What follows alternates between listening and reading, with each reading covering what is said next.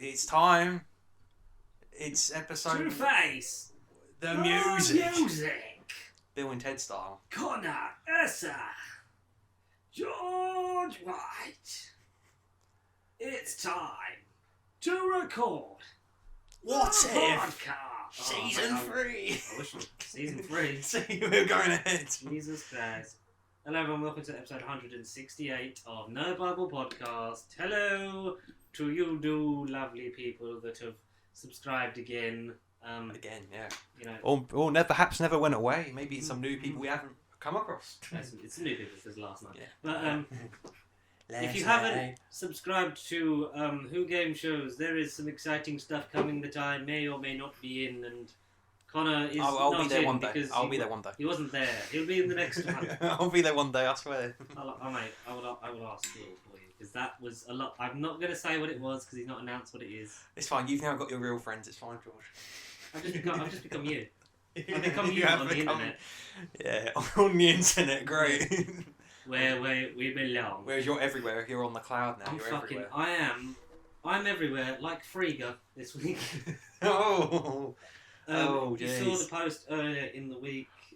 By earlier, I literally mean like 2 days ago. 2 days ago. Where, Yeah, a day and a half ago. You're getting some regular traffic and some regular content. What is this? Random Are content. you nearly an organised YouTube channel? Yes, we nearly are. Because Connor's videos are doing well, aren't they? But random. I mean, there's no set dates. I mean, motivational Mondays. It could be any day. Whenever day I get stuff, I don't mean to just be like, I've got something. I'm going to show it. But just whenever something I can show and just feel like talking about, I will just record it on any day of the week. What's the one that's next to come out? What was that one?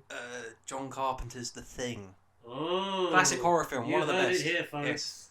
Coming out at a set date by George. Nothing to do with me. Whether it's before it ain't out now. Well, now I figured out like the problem of the last one where it uploaded and it was just a black screen with the train review on it. It was like that's definitely going to get copyrighted. But yeah, you did a You trailer. You watched the thing. You were like fucking Tyro. I've watched You. Yeah, Tyro Magnus, and the channel that I sent you. Shout out to Sean Chandler Talks Movies way too much. Yeah. I watch him a lot. Shout us out, you bastard. Yeah, please, please, Sean, please, and Tyro. But that was like a new style of thing. You felt you looked really comfortable doing that.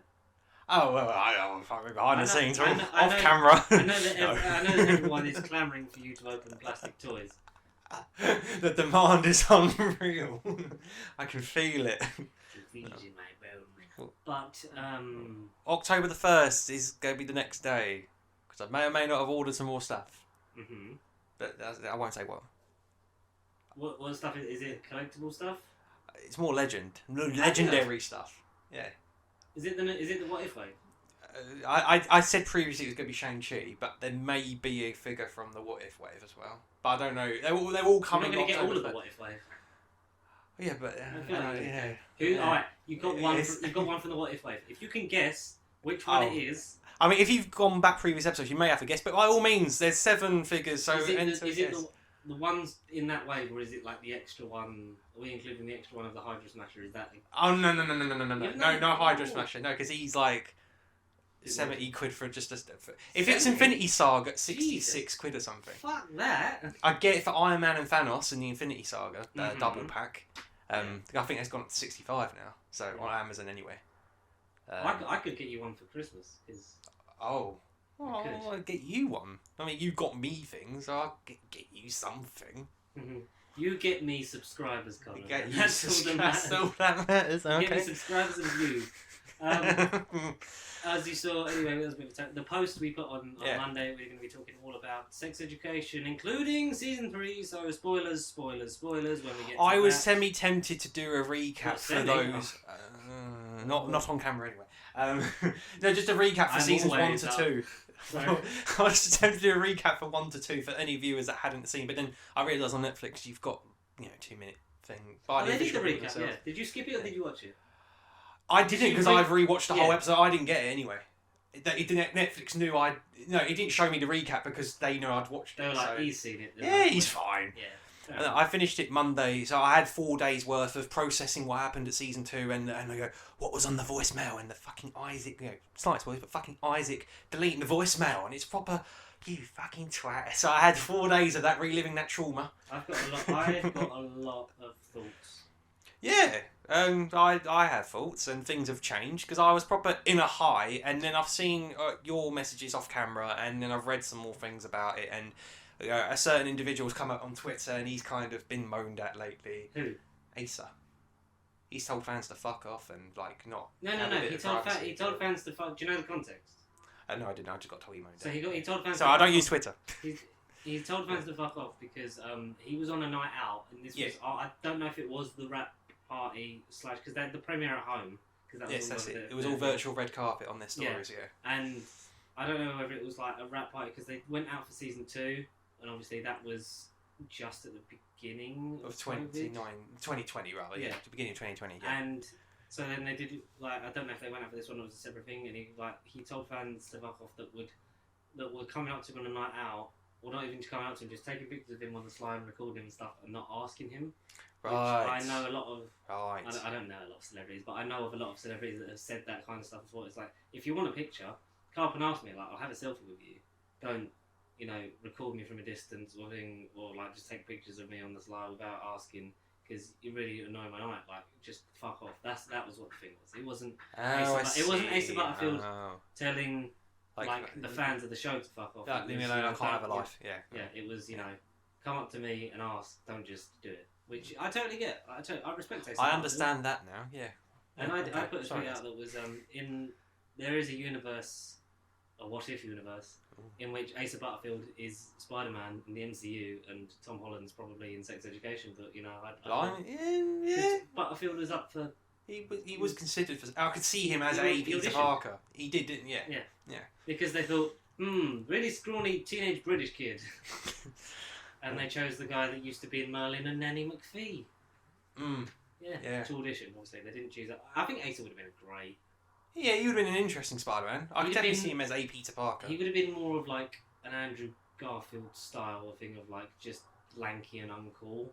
But not... Yeah. Because the thing with Spider-Man is meant to be nerdy. Like, you could get that nerdy side, but also then they went for just sort of someone who's not meant to be cool or have a lot of friends, but they made Peter Parker like the coolest person in the school anyway. And it kind of doesn't really make sense because he's meant to be like an introvert with no friends. But that's the weird thing. That's the Garfield verse. That's the Garth verse.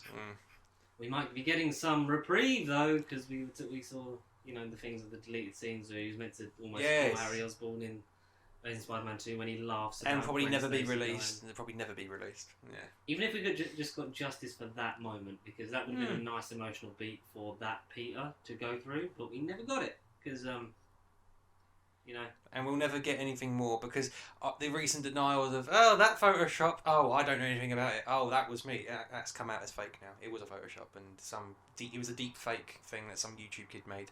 That's what he says though. Is it confirmed? Because I thought the channel came out and said I'm fake. I thought he's outed as fake now. Maybe, but do you? But the fact when someone, that's the fucking wind again. When someone denies being in something like that much, it's a bit sort of like if it had just come out and been like, just stop asking me a question. Did you see Topher Grace get asked? Yes. What he? Yeah. It was something to do with about him and Tom Hardy. Have you sent it to me or was it a did I send Facebook it to you or thing? did you send it to me? I feel like you can't sent remember. it to me. I don't save nothing. I just. Let me have a look. It's a Facebook thing, I'm sure. Maybe. All this out. Fantastic Beasts 3 gets official title and early and expected release date. I'm not reading it. Right. So it was on Comic Book.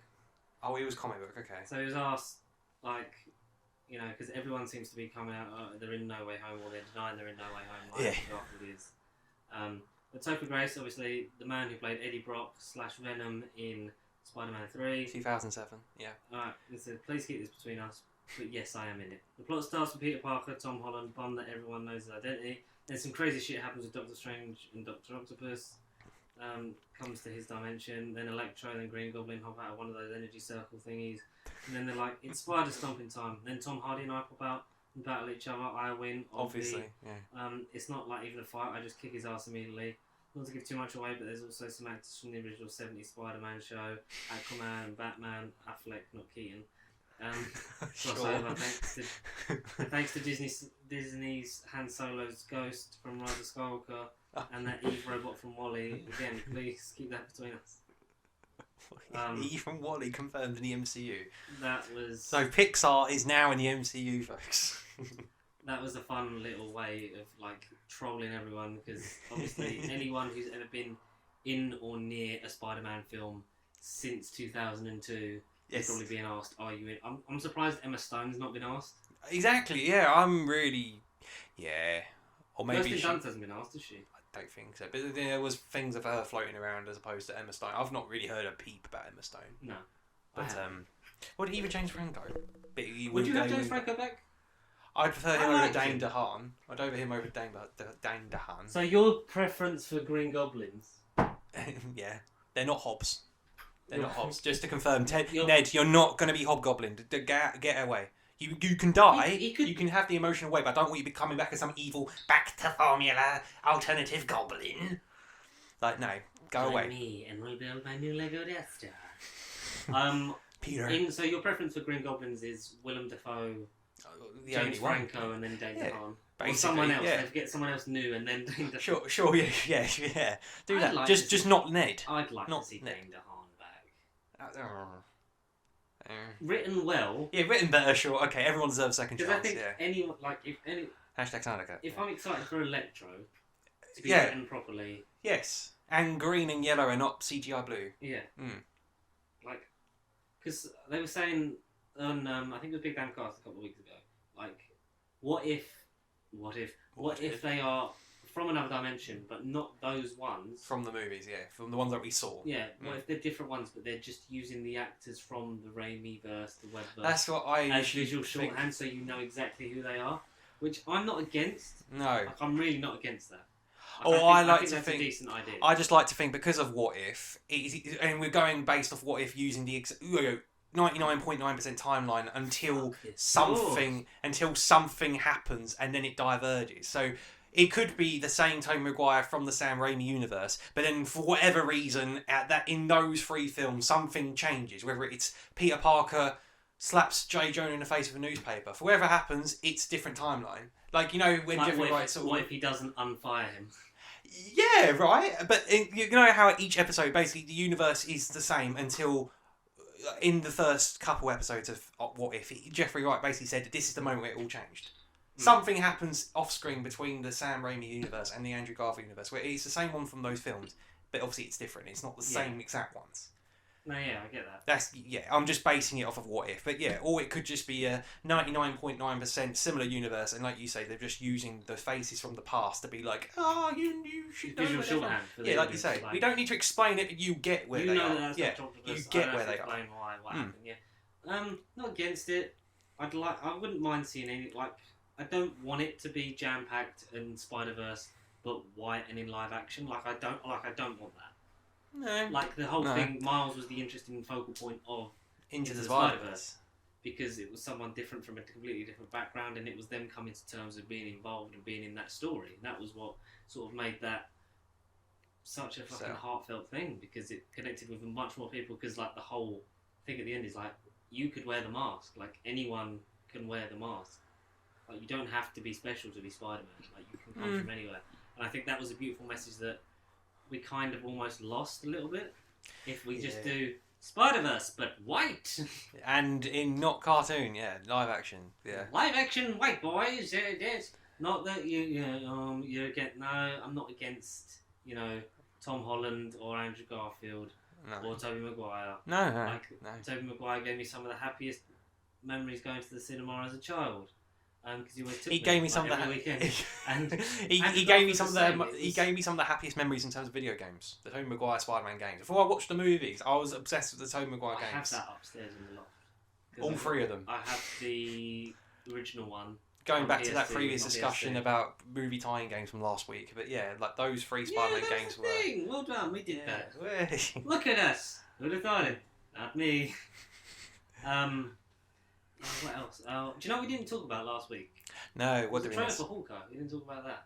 Oh, shit. We kind of missed the mark. The characters. Did we not mention characters? I think we did briefly. Kingpin's in it. We hope. I fucking hope he is.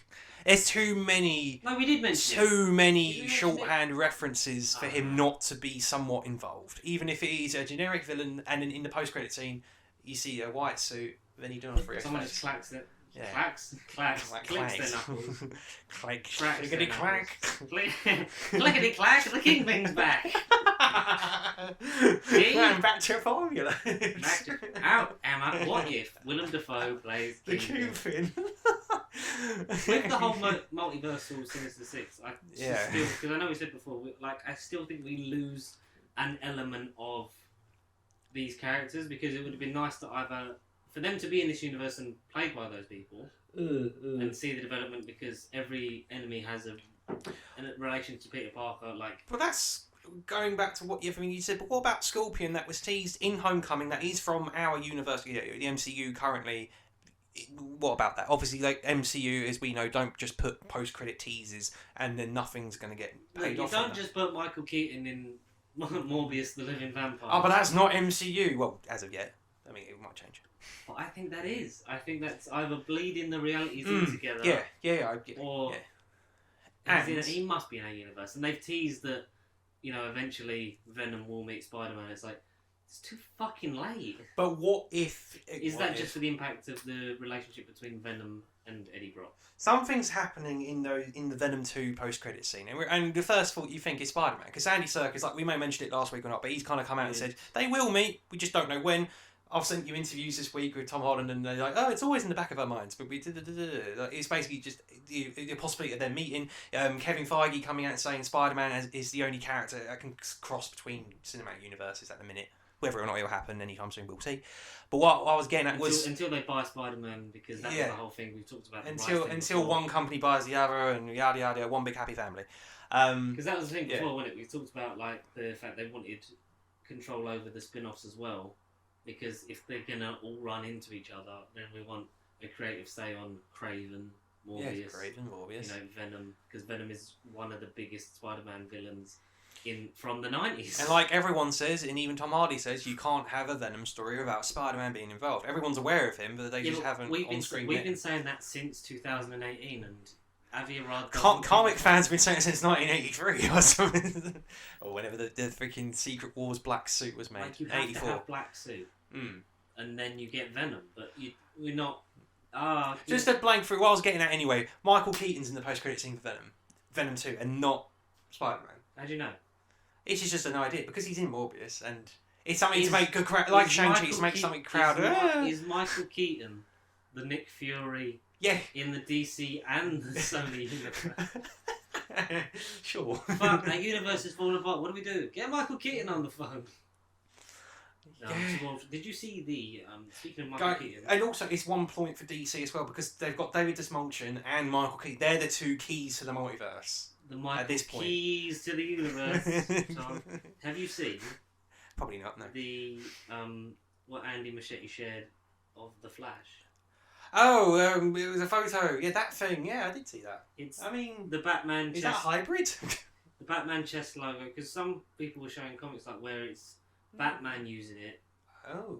It's like Red Death or something, or Barry Allen dressed as that with the gold flashing Batman logo, but still in red suit. So it's the Michael Keaton chest piece from Batman Returns. Oh, because it's the weird peck thing that then obviously goes into the weird rib. Sorry, no nipples.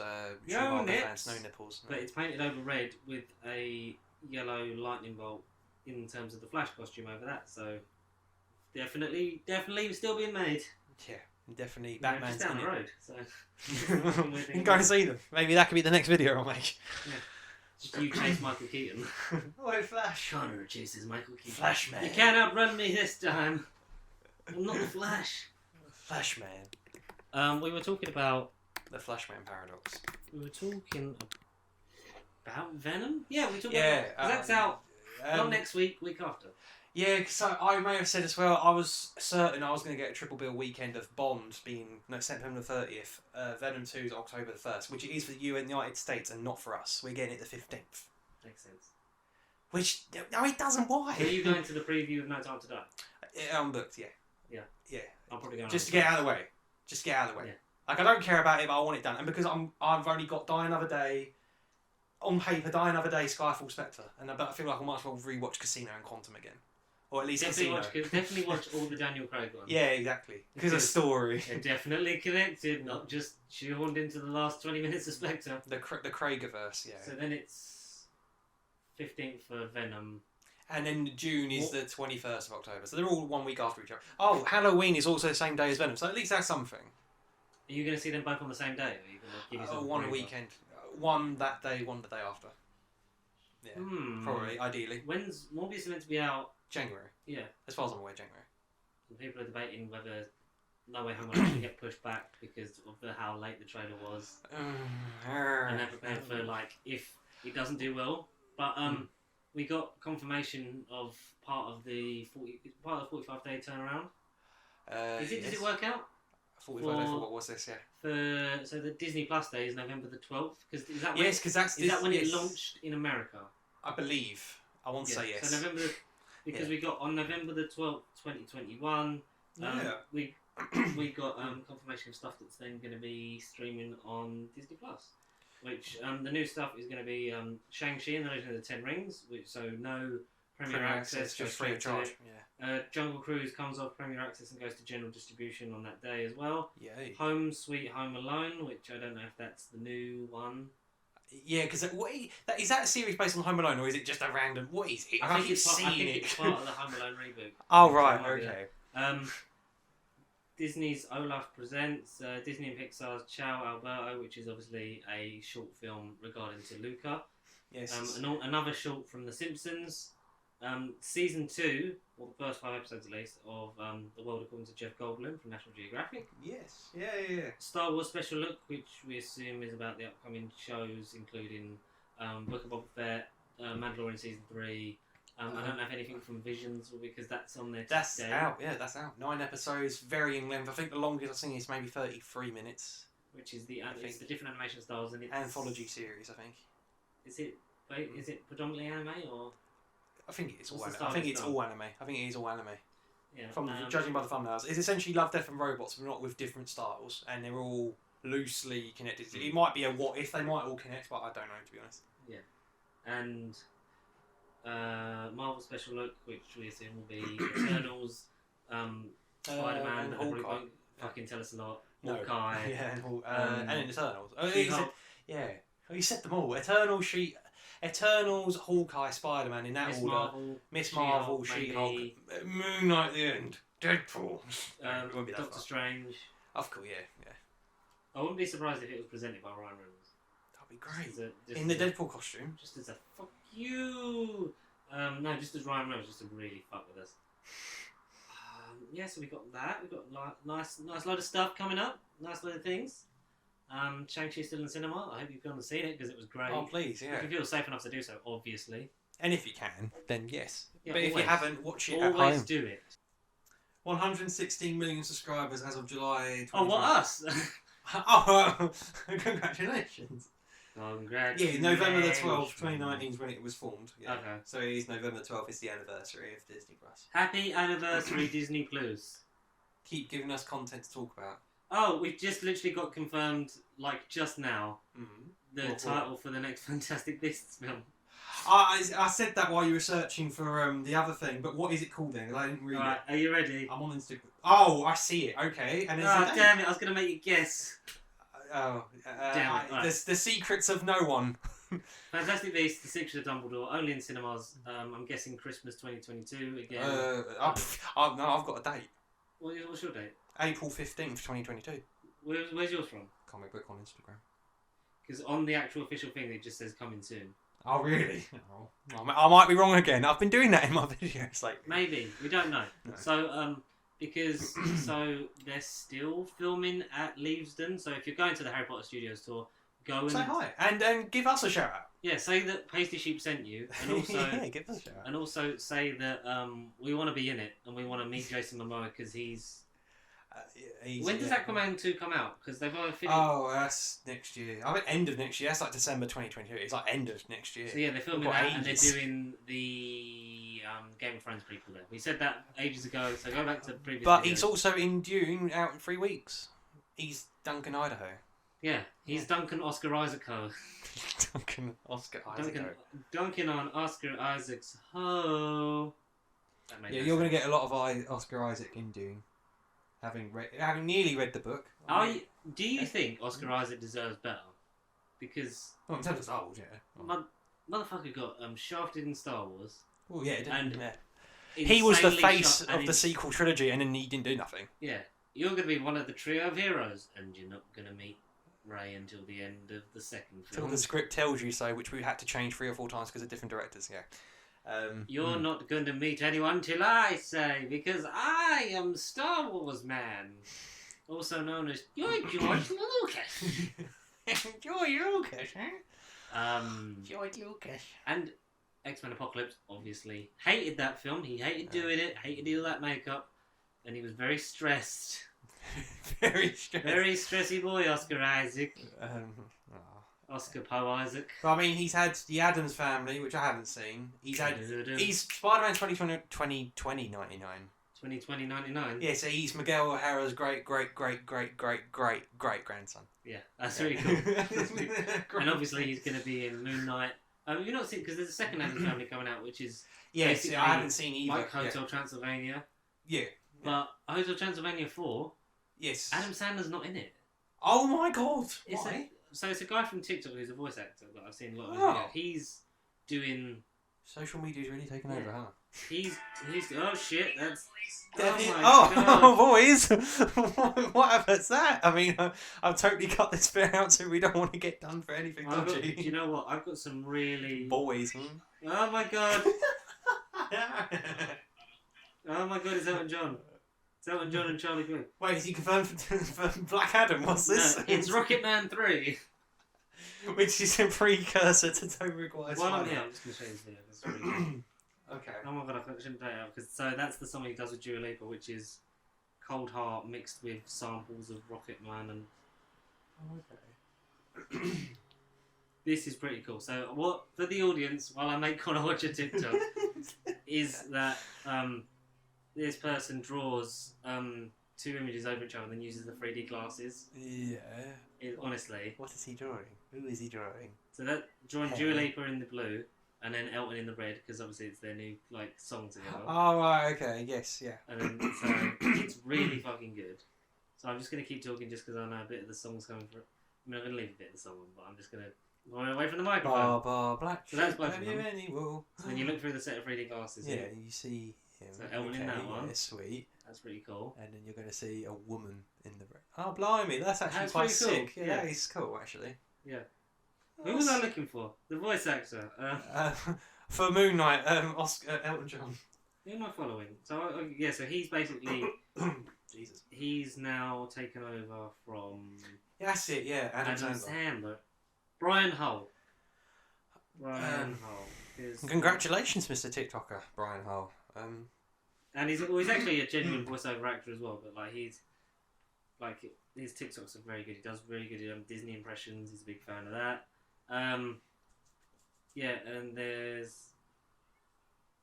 Yeah, so he's doing the adverts and stuff for Hotel Transylvania. And there's one of the things where he gets asked, he does one of the questions or answers one of the comments. Hello, why the fuck does this keep dropping so much? What is going on? We're going to need a new mic. So basically... He just got asked how did you get the part of Dracula, and it just sort of come up, and I was like, oh my god, Adam Sandler's not in it, and that's how that relates to Oscar Isaac being Moon Knight, Gomez Adams in Addams Family 2. I'm assuming they go on vacation again. I'm happy to see you again, October the 1st. Really? That's a pretty good title. Yeah. Oh no, it's the tagline. It's the tag on the poster. It's just Addams Family 2 October 1st. I mean, unless that's the title and it's out at some point in the future, maybe 2023, but I don't know. But it just says October 1st. And I'm happy to see you again, and they do look miserable as fuck, so.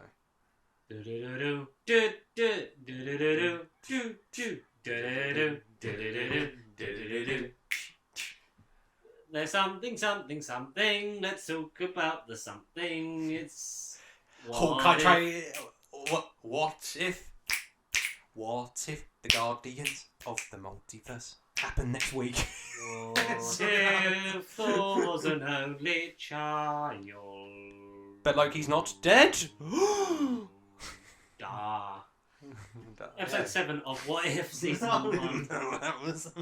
is What If Thor was an only child? So in this universe... I literally took it as what if Loki didn't exist. I thought, oh, they've killed off Tom Hiddleston. The linchpin was that Loki gets returned to his family in Jotunheim. Yeah. And then actually becomes a fully fledged Frost Giant because And you see him later in the episode. And he's still do. voiced by Tom Holland. The returning cast in this, I was surprised. I was surprised by how many people there was actually back. List everyone that came back in this episode. Kat Dennings. Oh, Leslie- spoilers. If you know who these people are, then you know who they are. So Kat Dennings, Natalie Portman, Chris Hemsworth, the one and only Tom Hiddleston, not Anthony Hopkins, the mum, not the mum, no. No, Frigga was different. Carla, no. But his He character's doesn't there. speak, yeah. No, he sort of grunts. Scourge is there. So is Seth Green.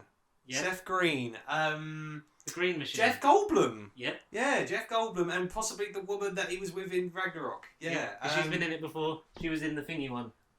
The thingy one? Yeah, I don't remember what one she was Karen in. Gillan. Yep. I feel like that might be all the key one. Oh no, Clark Gregg and Maria Hill and Jamie Alexander, even though I didn't see Lady Sif in the episode. She's there briefly when they first. Oh, the Warriors 3, yeah, that's it, at the beginning, yeah. And then Maria Hill, Colby Smulders, yeah. Yeah, there's another one in there. That was Samuel Jackson, yeah. Yeah, there's another one in there. And Taika Waititi! Yeah, that's it! I feel like that's it. Um, They're all the ones that were like, oh, they're nice. yeah, Natalie Portman was surprising for me. Yeah, I was then expecting because that. she's obviously come back because Taika's Because like, of Jane. Oh, Love and Thunder. because of like how much like Thor: Love and Thunder was like, oh yeah, I'll do this one. Like I'll at least do this one. This might be my last one, but I'll definitely come back for this because Thor: The Dark World was boring as shit. Still least favourite bottom of the MCU. It's really, so basically, Odin gives back Loki and then goes into the Odin sleep. But because basically, what was it? He says it's like Slow down a little bit. it's not just the battles that you win or lose that make you a hero. It's the relationships. Yeah. Yes. And because he didn't have his mischievous little brother to grow up with, because he learned a lot of lessons when either Loki would like lie to him or try and like because you see like Mischievous, freeze frames of him like trying to freeze him with that arc thing as well from the first Thor. And lots of stuff. So like he learned a lot of lessons from growing up with Loki that he obviously doesn't learn in this universe because he doesn't have Loki as a brother. So he's like basically an arrogant space teenager that has a party when like right. So I thought it was going to go. Father's in the Odin sleep, and I'm going to my sister's for the first time in 1,000 years. I'm going to go for my sisters for the Solitons. See you later, Thor. And I want you to do your homework and study. Yeah, because he's basically got a rule in his stead because he'll stay in the Odin sleep. With a good ending, like the way they well, the way they end the episode is very clever. It caught me off guard. It caught you off Midgard because because they go to Midgard, baby. Yeah, your dull lives are about to end because we're here to party. They party in Las Vegas. I literally took the episode as MODOK MCU, and I thought it was going to be episode 3 with the aliens coming to party them to death. I was thinking, oh my god, is that going to accidentally kill them all? That would have been funny. So then, like, everyone starts beaming down. So the Guardians are there. Yeah. Like the Ravengers. Original Nebula, not Piratey. Episode 2 Nebula with the long hair. The wig. Proper Nebula. Yeah, proper Nebula. My dad calling. Yeah. Drax, and like so. Oh look, little rabbit's in the sink. How did he get there? Oh, little cute little rabbit. He was just there. Rocket Raccoon was there, but didn't say anything. So no Bradley Cooper. Which was a shame. Obviously, like Scourge appears, but obviously Carl Urban doesn't voice him because he doesn't speak. No. We don't get any mention of. I assume Hela still happened, but she's still just imprisoned. Because we got Surtur. Yeah, played by Clancy Brown. That was the other one. Oh shit! Okay. He actually voiced by Clancy Brown, like flirting with the Statue of Liberty.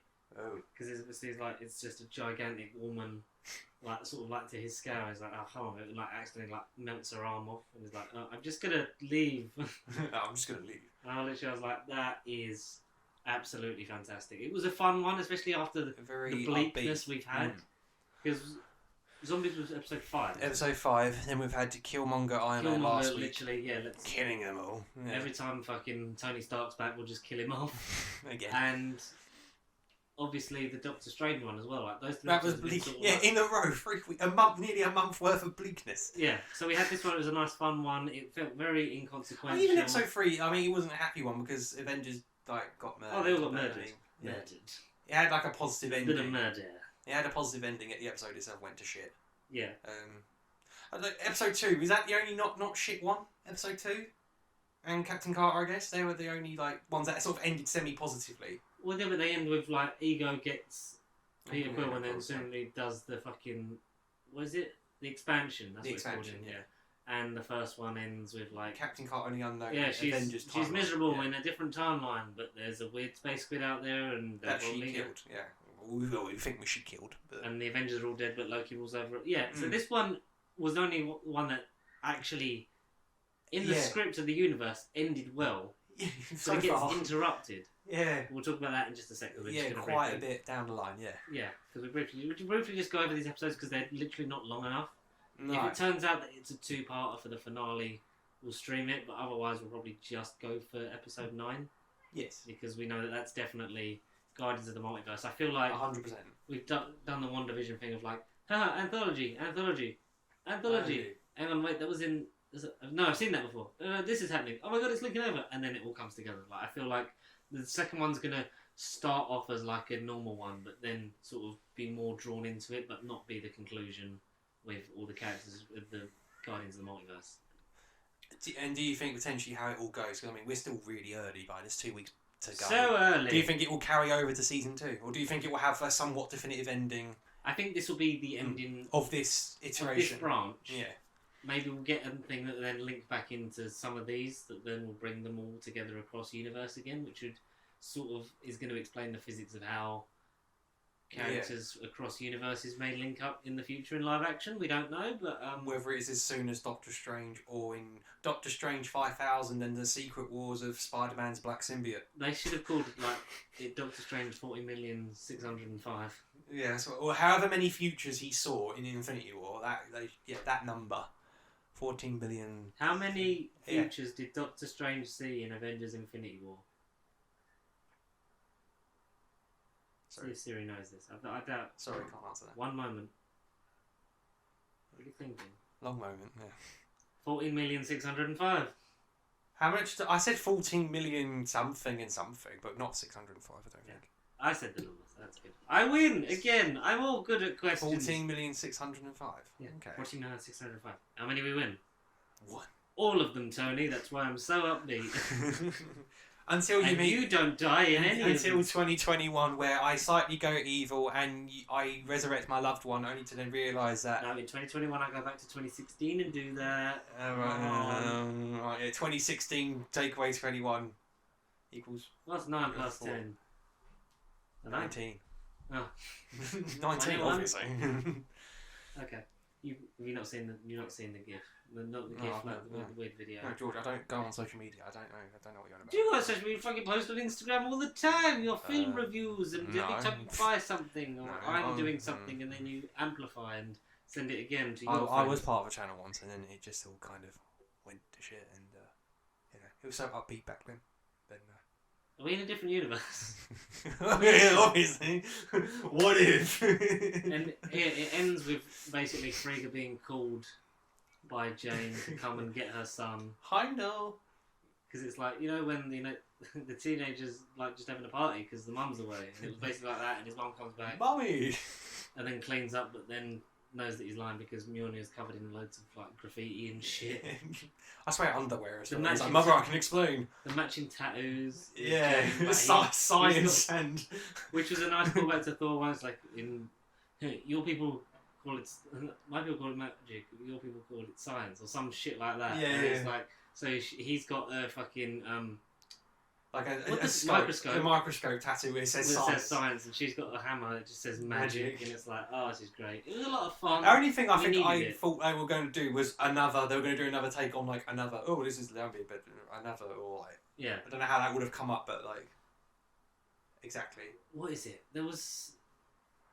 There was a weird joke. Do you know what weird joke I did hate? Yeah, go on. So when Captain Marvel's being like, because she's like trying to get Thor to live because he's just causing chaos and destruction, like not on purpose, but just from like having all these aliens they have in the party.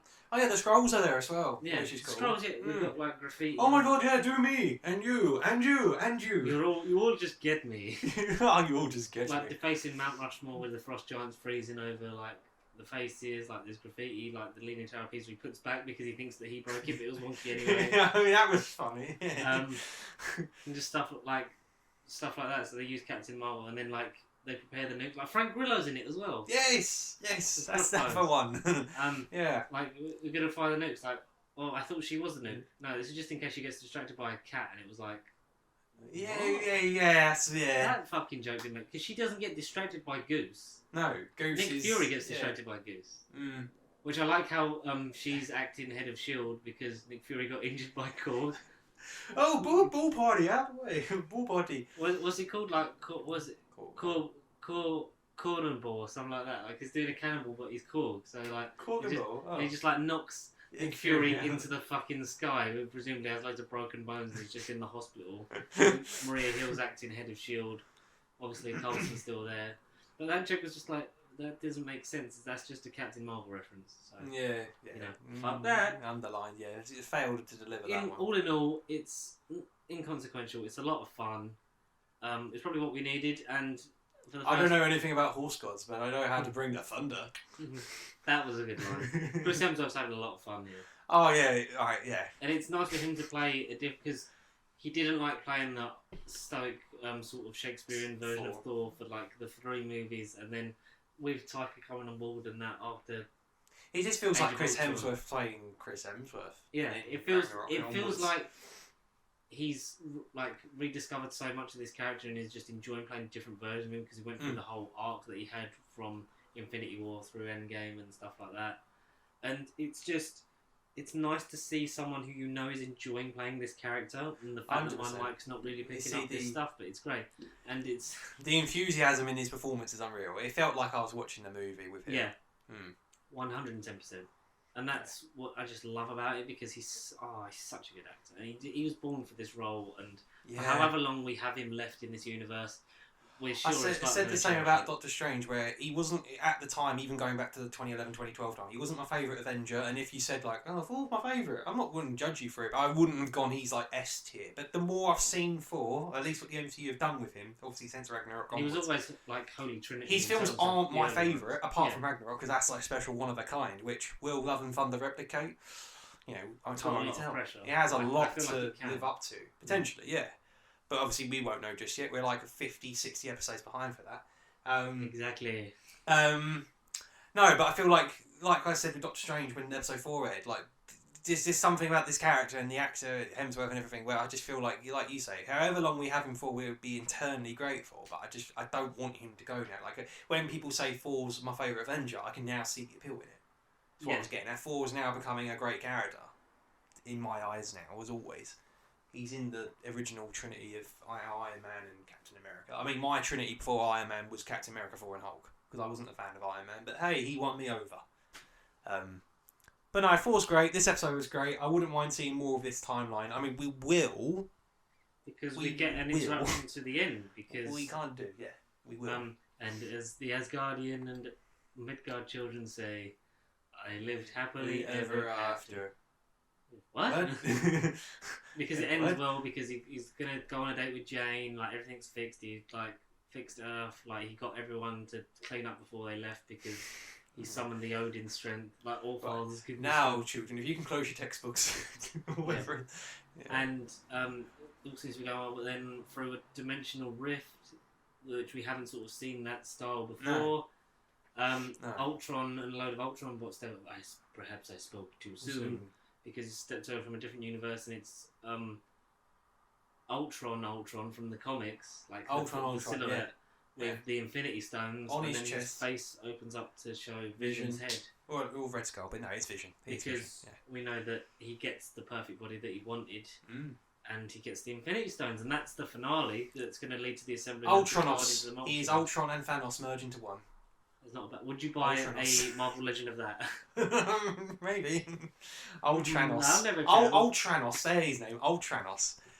Yeah. Old Thanos. Ultranos. That is magical. Now, is it going to be a stealth like leading to the last two, and it's sort of like the last three, sort of like, and this is where the whole thing was going, and we'll wrap that up and then go somewhere next season.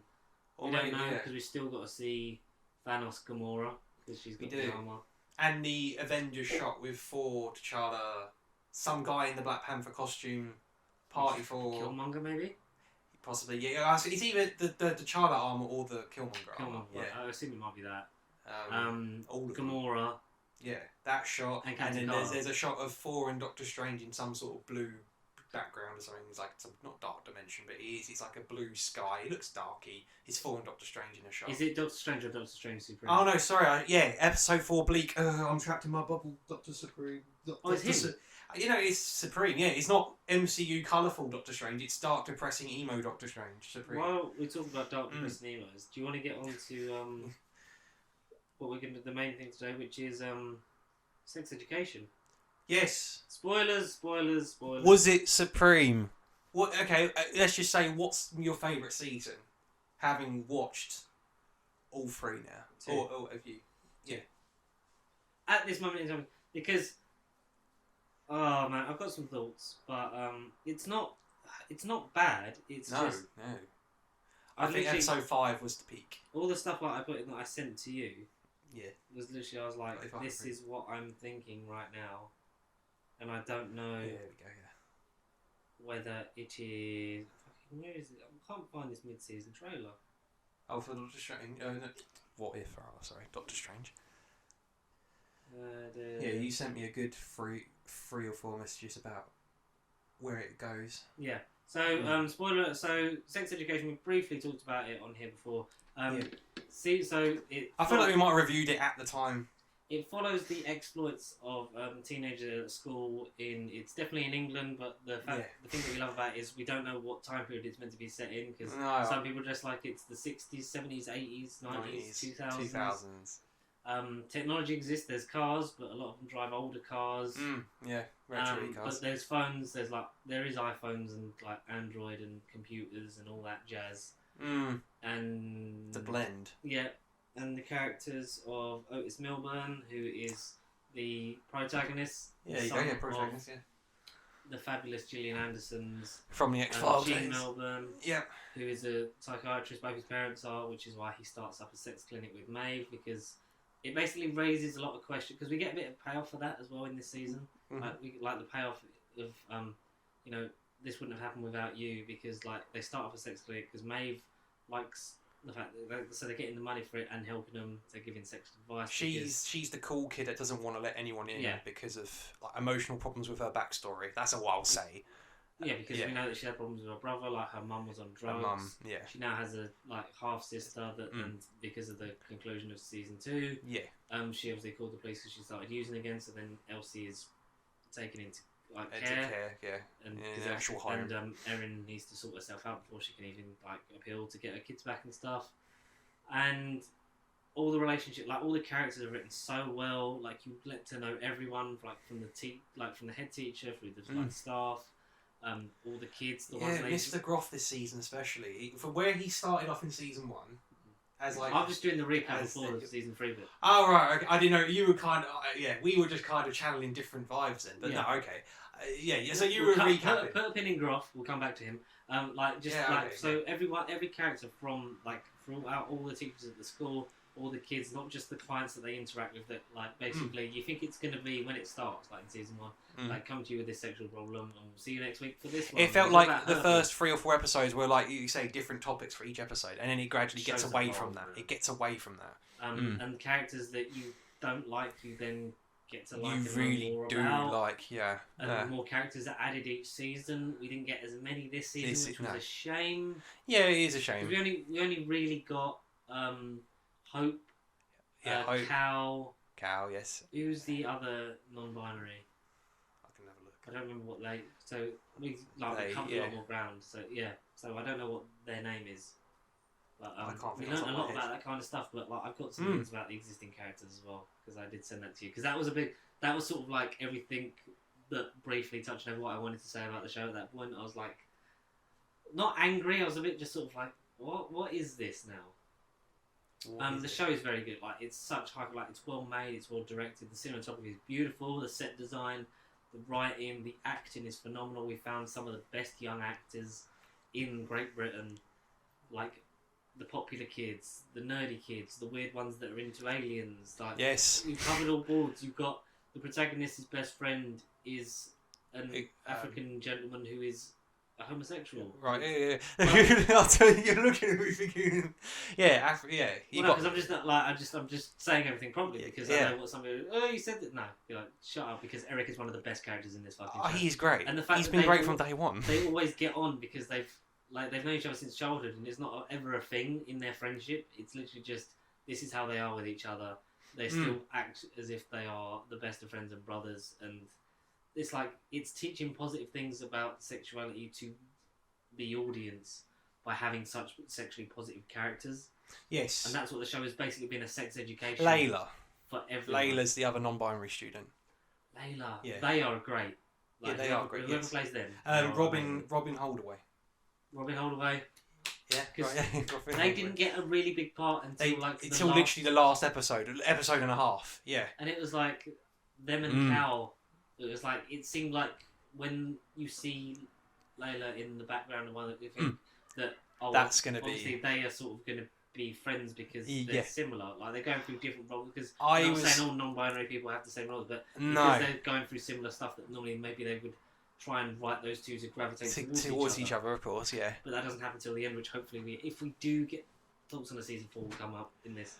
But yeah, because Netflix seem to be doing a thing where they're like, if it doesn't hit right away, they will go ahead and cancel. It's the most it's ever got. Yeah, that's what I mean. I think it has to be a season 4 just to kind of wrap Otis and Maeve up, or maybe everyone else up, because Otis and Maeve do get an ending. Right. Should we? Yeah, all right. Go on, get out of it. So the season ended last time out with Otis finally admitting his feelings. Like, he'd been a bit of a dick and like felt his feelings hurt, and like Maeve had never reciprocated her feelings, but then it come out and said, "I know, like I still have feelings for you. It's hard seeing you with Ola," and it's like, you can't say that when I've got a girlfriend. Blah blah blah. And then sent the voicemail like after seeing her on the quiz show, like, "It's always been you. Like, I love you. I'm here to say I'm proud of you. I'm watching you right now." Yeah. And everyone was like, "Fuck that kid!" But, why? Damn you! He's a great actor. He did a good thing on, like, I think it was BBC News, where he's talking about like you expect a disabled actor to be given for their character to play, but like his name is George in real life. I can't think of his full name, but it's George. He got given so much because like it's the depth of the character that makes it. It's not just a good guy or a bad guy. Like he gets to play the whole thing because his reasoning is justified in his head, but it's still the wrong thing to do. But he's gone through a lot, and he's not just a one-dimensional character, which I thought was really. I don't know if they're still up on like iPlayer or something, but if you can catch it on as a YouTube clip, I highly recommend it, and I highly recommend buying a new fucking microphone because this is horrible. It's actually horrible now. It's okay. So George Robinson, that's his name for Isaac. Fantastic actor, fantastic bloody actor. He is. So season 3 picks up. In a similar way to season 2 picked up because Otis could finally, like, he'd always pretended like to be a normal boy by like faking that he'd been like masturbating, and then finally could, and then the montage at the beginning of season 2 is that he can't stop doing that. He couldn't get enough. And now it's everyone having sex in different, apart from Amy because she's still recovering. She gets a nice little sort of caveat to her on the bus episode with going to the thing. It's still that arc. I think it was good that arc still had some weight and carried over. Yeah, like it wasn't just a straight fix after we all got on the bus together. It was like it's still having problems. Her and Steve aren't getting on because she doesn't want him to touch her. Like she still loves him, but it's like nothing. Yeah, she just doesn't feel nothing. We won't go into details on every single episode because that's probably for a future video. And there's too many characters at the minute to cover and just to really explore. Because it's been a week. Yeah, when this comes out, it'll be a week. But for us, it's 5 days of recording. That's why I was so tempted to put a couple story clips in there. I thought, I won't. Good film. Do you want to sort of go out, because obviously we're not going to go briefly in depth on every episode, because we'll be here for like 2 or 3 hours. But we'd happily talk every about character that. and every story deserves their own. Like you say, we're sort of briefing. We've mentioned a couple of the actors, but again, all the actors deserve mentions where the storylines go, where some of them end. There are a couple, and I've seen feedback online and from you and your messages as well, that a couple of people weren't happy with a couple of the names mentioned, and like the one gripe that got me, and I agree with you about Jackson's, where he went. Yeah. At the very end. We'll get into it. We'll do the positive stuff. Yeah, sure. So take that pin back out of Mr. Groff, because I feel like, was he your surprise for the season? I believe so. Yeah, I think just because... Tell us a bit about Groff's journey this year, because that was good. Oh, this year, last year, the first year, because essentially he's the big bad. He's the big bad for the first, like you say, first season and a half. Yeah, he's headmaster. He's a real dickhead, and you absolutely hate his guts. He's just awful. Then when you learn about his family life, because do you know why Adam's a bully in the first season because of how horrible his dad is? Yeah, exactly. I got that from the first. Yeah. I mean, we got a bit more Adam development hinted at the end of season 2, and then it was nice how that went into this season with like him and Eric and everything. But then I like their relationship was so sweet. It was. I just like Connor Swindles because he's in slight off-topic change. He's in Vigil, isn't he? At the minute. Yeah, I haven't started that. I'm finishing off Time. Have you watched that? No. They're both on BBC, are they? Yeah. It's Sean Bean in prison. Oh, okay. So Sean Bean was a teacher. He was pissed, and then he run over someone with a bike, and now he's sentenced in prison. But he's in with, like, it's his first time in there. But there's loads of people that have obviously been in there a lot, or like thingies, and it's horrible because not stereotype, just like he's not an old person. Like Sean Bean's not an old person. Like he looks like great and gravelly and very sexy, but he doesn't die because it's Sean Bean. I'm sorry, Sean Bean, but it's true. I don't know, because there's only 3 episodes, so it's Sherlock style.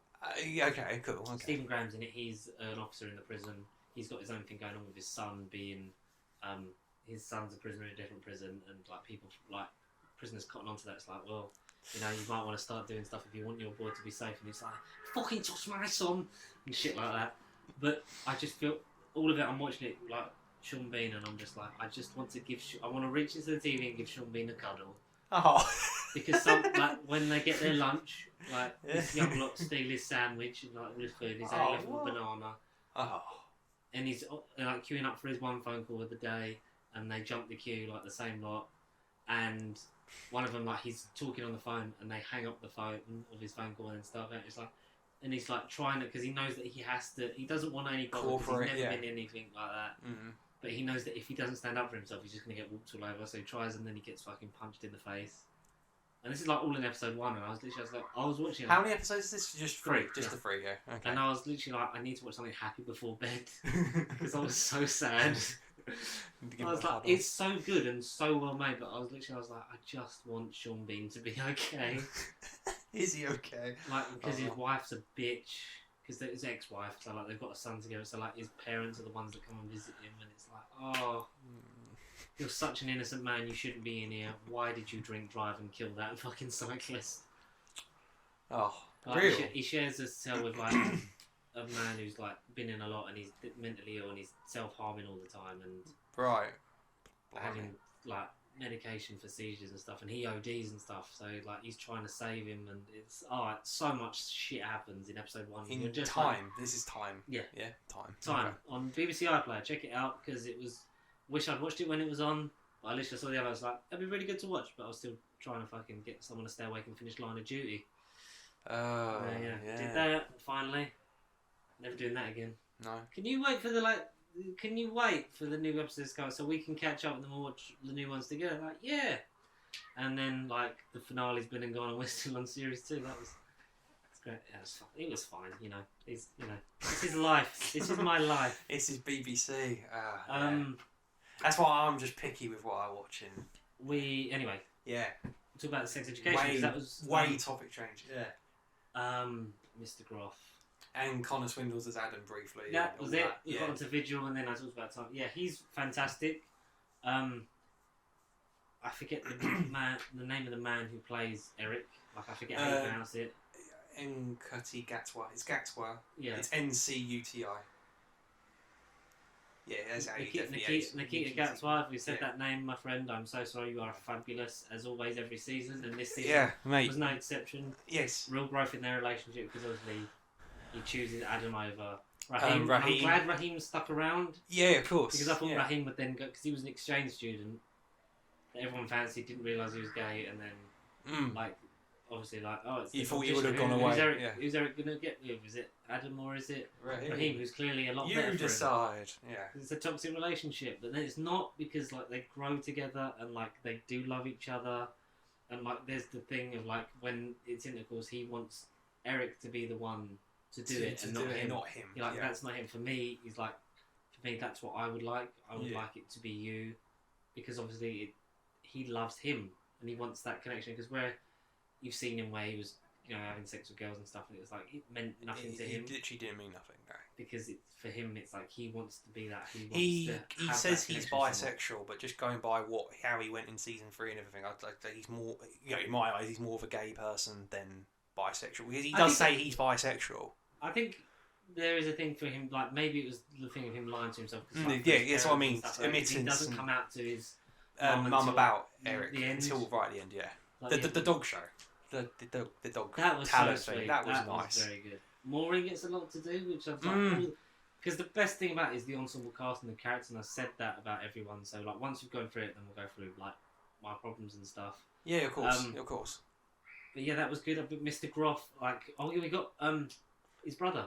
Yeah, right. Who hasn't been introduced? He was a new character. Jason Isaacs. Lucius Malfoy for you mere muggles out there. Really? That was Jason. Oh crap! I knew his face. And if you're of my generation, he was Captain Hook in the 2005 Peter Pan movie. Live action one. Yeah. Oh. I love Jason Isaacs. He's such a good actor, and he plays the loudmouth arsehole, obnoxious snob brother. Yeah. Brother of Mr. Groff. Mr. Groff. Yeah. Well, he's not Mr. Groff anymore. It's just Michael. Yeah. He doesn't Michael have a job. Groff. No. Do you know who we didn't see? And I was really gutted. Who? I know we didn't see someone. Tania Miller. The yes. Yes. I don't know if she was like head of the board or whatever. Like the school. Oh, of course. Committee. Yeah. No, he basically says like didn't. Mr. Groff like take some time off, because we see a different one played by Uncle Jason from Gavin and Stacey. Yes. It was like, oh, that's different. That's cool. Yeah. Interesting. I would like to see Tania Miller come back. Yeah. She's amazing. She's a great actress. She's great in Years and Years. She's great in fucking everything she's in. Do you think potentially May's brother could come back? Because I saw that. I saw that floating around. We didn't get May's brother at all. No. I mean, we didn't get him last season, but I felt like Did he not? I felt like he was in. No, he wasn't in season 2. He was literally season 1. Yeah, he left at the prom, the season 1 finale, and he had him in season. Oh. Yeah, no. So he's kind of been floating around. To see him interact with Erin. Yes. Because it's sort of like all up in the air. Obviously, like we'll talk about Maeve. Erin obviously lost Elsie. Elsie is in a foster home. And that whole thing with that. So she starts rebuilding her relationship with her mum, like seeing Elsie and that. That's very frosty, because it's like, are we actually going to see her mum? And then like Erin comes back into it. Because Maeve's trying, and then the mum just doesn't want to talk to her and doesn't refer to her in the room. Don't call me. Yeah. What are you doing here? Just leave. Okay, bye bye. But then like they rekindle their relationship, and obviously with the whole thing, the gifted and talented thing carries on, because it's the American application to study in America. Yes. Which she gets into, but then doesn't have the money because the funding's not coming in, because Hope is a horrible head teacher. Jesus, I thought she was going to be so cool. She's the Umbridge of this season. She kind of is. But then even she has definite reason. You think, oh, okay. It doesn't. No. She's not got reason to be a cunt to Cal. Let's be real. She's an absolute bitch to non-binary people. Pregnant. That's her reason. Yeah. That's not a reason to be like the whole segregation. Like, it raises some great issues, because this is how do you teach sex education in school nowadays? Like, it's evolved so much from the show of just like, here's the clinic, blah blah blah. Are now genes on campus, so you give an actual advice of like, it's okay to do this, this, and this. And we get sort of a glimpse of that in the beginning, because fucking Robin Aaron's naked in a field with a goat. Yeah. Because he's being told by the sex god. Oh my god, it is Robin Aaron, isn't it? I knew I saw his face. I was like, you look. Oh my god. Because he was on the quiz team last season, and Viv fancied him. So he went from sucking a tit to being naked. Sucking a tit to holding a goat on his dick. Holding a goat, yeah. Because Amy has a goat, which is the support animal. Yeah. Basically their pet, but then like the whole thing's like she has to take the goat everywhere, because not everyone can look after him all the time. Sorry. Yeah. I think Goat is a lesbian. She eats Regine's porn, like at the end. It's like, that was funny. Brilliant. That was funny. Maureen's dating, because obviously like her and Mr. Groff have split up, and she's actually finding herself again because all that conversation stuff she had with Jean.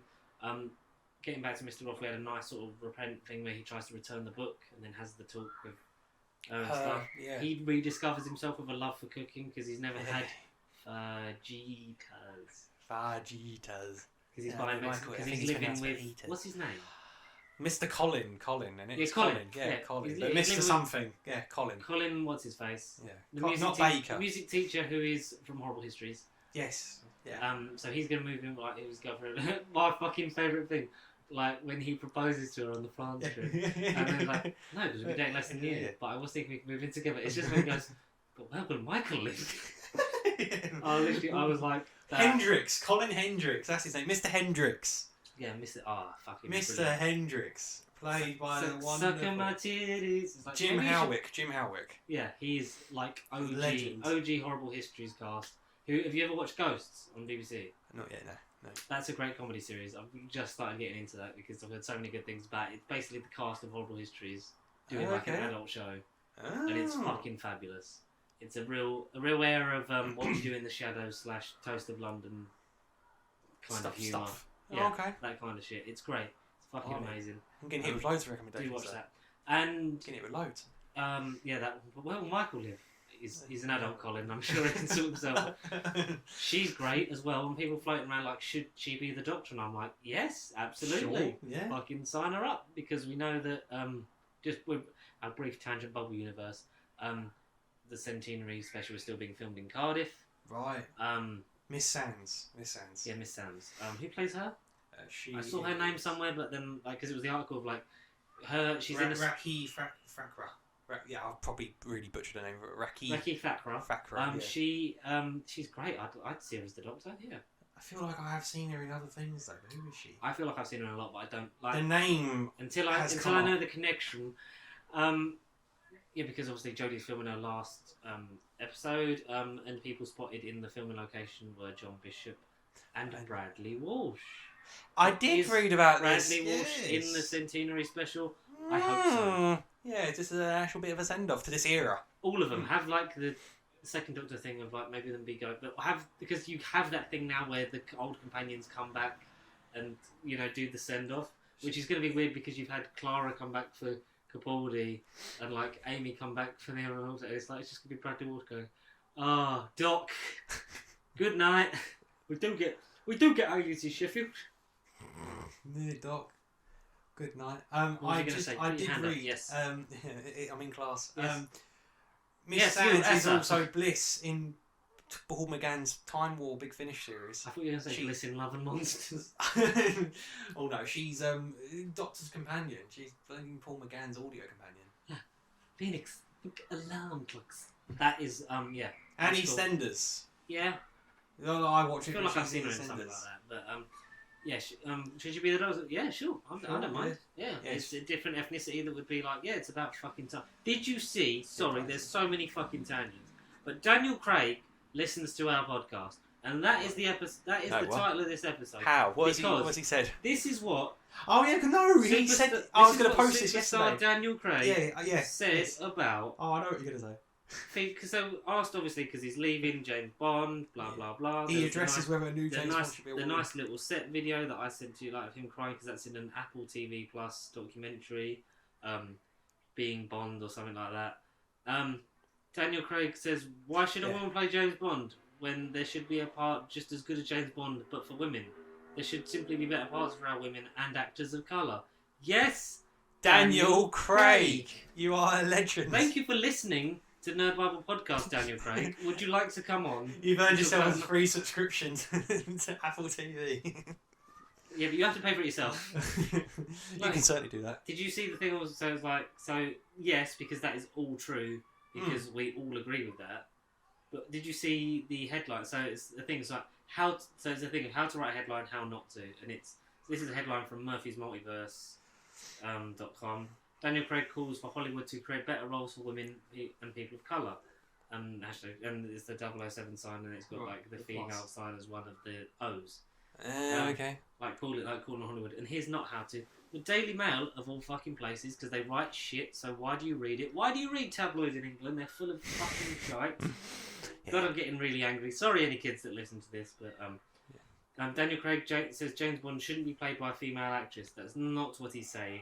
Yeah, I'm searching it as well. All they say is James Bond shouldn't be a woman.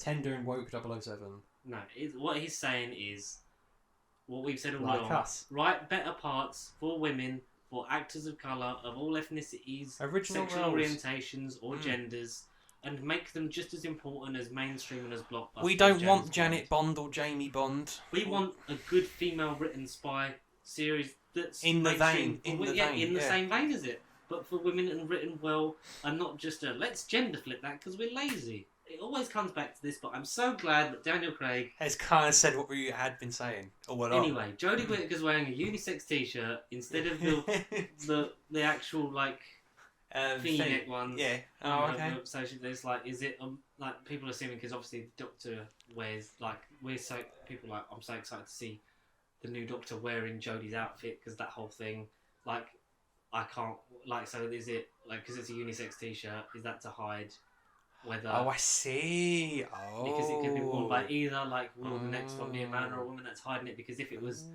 obviously if it was a woman's top you wouldn't get a man and woman's top and vice versa. Well, you would because it would just make sense. Like, you'd just be like, oh, you just changed, and it's like, yeah, that's good, cool, carry on. But obviously, like we said before, should be a woman, so it's not. So we can get away from Jodie just being the girl, the one. female Doctor. Yeah. Let's have a few women. Have it 10 years between a male incarnation. Start balancing the books a bit before we even think about a man. Thank you. Good night. Let's not talk about Doctor Who because we're talking about sex education. This is hard enough as it is. Do you want to talk about Jackson? Because Jackson Marchetti. He has yes. the most progressive journey in terms of representation on screen. All throughout the show, I think. Yeah, so far. Where he was in season 1, unlikable. I don't think he was ever unlikable. I think it was just he was so likable it was annoying. You know, one of those that just like you're so fucking you're good at everything. Peter William Sterling, who doesn't have like any social media. No, he doesn't. Yeah, and I'm gutted because I'd love to sort of see more of him. I want to see him in more things. No, have him as the Doctor. There was a thread on Twitter that was like Doctor Who should take a leaf out of Sex Education's book, and here's why, basically. And it was like rely on a younger cast, make the Doctor someone in their early to mid 20s, and then have younger like teenage companions. Right, so then you get to sort of have the things they're going for in Sex Education be like prominent like sort of things in that, and then you're sort of then finding that within the only authority figure being someone who's not much older than them.